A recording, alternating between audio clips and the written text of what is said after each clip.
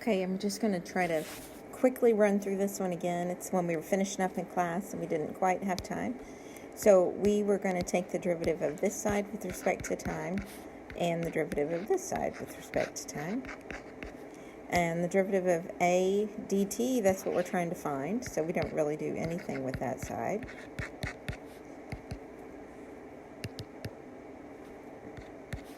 And on this side, please see pi as a constant so that you can just take the derivative of the r squared. And r doesn't match with t, so it's dr dt. Then all we had to do to finish it up was to plug things in. So it was pi times 2 times r times dr dt. So the rate at which the area was changing was 8 pi, I don't remember if it was centimeters, it was feet per second. So it's getting larger at a rate of 8 pi feet per second. Alrighty. Okay, now I just want to talk through this with you. These are some different scenarios that you might encounter, and I want you to be able to realize that they're rates. So the velocity of a car after traveling for 1 hour is 50 miles an hour. So you hear we're talking about a time, but it's 50 miles an hour. That's a rate. That's the change in distance. So x is distance, and dx dt is the 50 miles an hour. Water is being pumped into a swimming pool at a rate of 10 cubic meters per hour. You might wonder what that is a measure of, but let the units help you out. Cubic meter, volume is measured in cubic units. So we're talking about the volume of the pool. And so dV dt is 10 cubic meters per hour. Again, we're comparing it to the rate of time, or time, the variable time. Next one, a gear is revolving at a rate of 25 revolutions per minute. 1 revolution is 2 pi radians.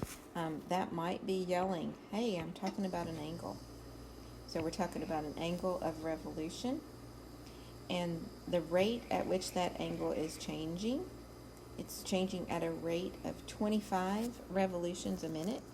So 25 complete revolutions per minute. Last, the population of bacteria is increasing at a rate of 2,000 per hour. A rate, so we're talking about a rate here, the rate that the bacteria is increasing. So they're going to let x be the number of bacteria in the population.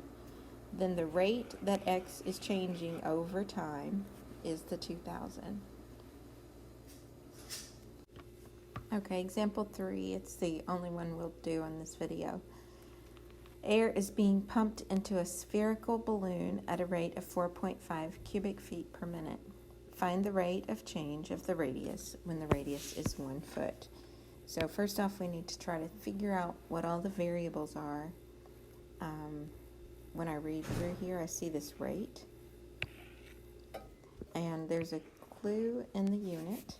Cubic units are volume, but this is the rate, the volume of feet per minute. So this is dV dt. The rate, the volume is changing per minute, and it's 4.5. Find the rate of change of the radius. So they want us to find dr dt when the radius is 1 foot. Okay, so now we know the variables we're talking about. We're talking about a variable with v and r, and there was a very important word back here that I read past and didn't pay any attention to. It was spherical. So we're blowing up a balloon that is spherical and shaped. So there is a formula for a sphere that, my thing just cut off, so I'm not sure if you heard that. There is a formula for a sphere that deals with volume and radius, and it's v equals 4/3 pi r cubed. That's something you could just Google and look up if you didn't know the volume formula. So there it is. That's the volume formula that deals with the radius. There are only the two variables that we're talking about in our problem. So we're ready to find the derivative of both sides with respect to t.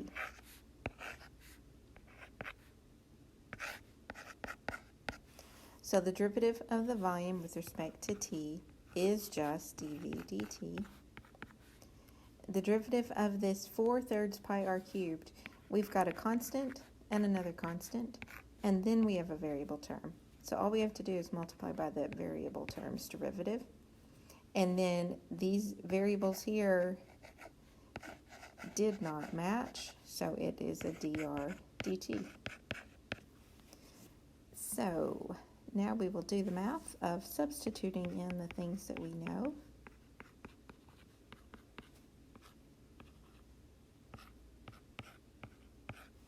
And dr dt is what we're trying to find.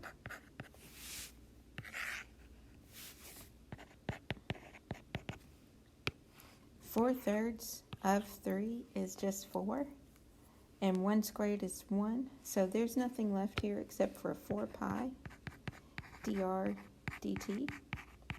We're trying to figure out what the dr dt is, so we divide by the 4 pi to get it by itself. And then we would probably just pick up our calculator and get this final answer.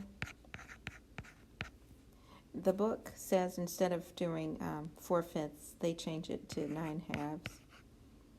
But we're going to just pick up our calculator. And it's approximately 0.358.